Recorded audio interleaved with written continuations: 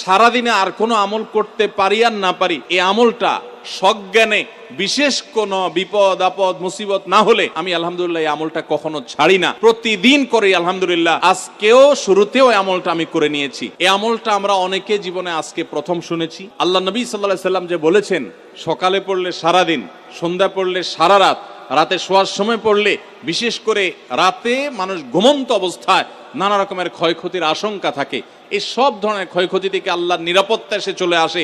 আল্লাহ তার হেফাজতে জিম্মাদারি নিয়ে নেন, দায়িত্বশীল হয়ে যান, সবকিছু থেকে যথেষ্ট, সবকিছু থেকে আল্লাহ তাআলা তাকে নিরাপদ করে দেন।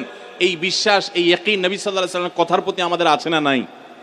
তাহলে এই সূরাগুলো আমরা আজ থেকে আমল করব তো ইনশাআল্লাহ। কোরআনে কারীমের এই শেষের তিনটা সূরা এমন তিনটা সূরা যে আমাদের প্রিয় নবী সাল্লাল্লাহু আলাইহি সাল্লাম সারা দিনে সবচাইতে বেশি সংখ্যক বার যেই সূরাগুলোকে ওয়াজিফা হিসাবে, আমল হিসাবে পড়ার নির্দেশ দিয়েছেন কোরআনে কারীমের, সেই সূরাগুলো হলো এই তিনটা সূরা।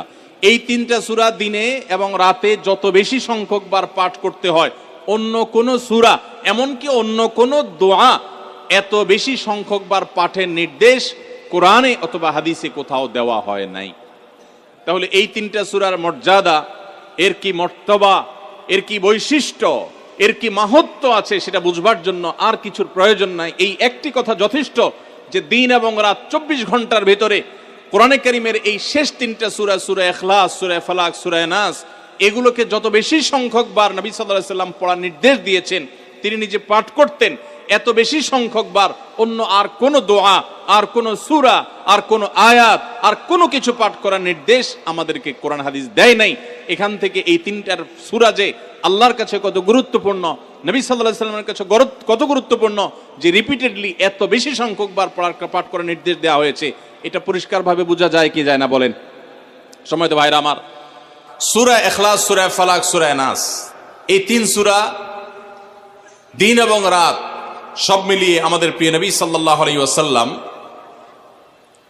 তিন জায়গায় তিনি তিন সময় এই সূরাগুলো পাঠ করতেন।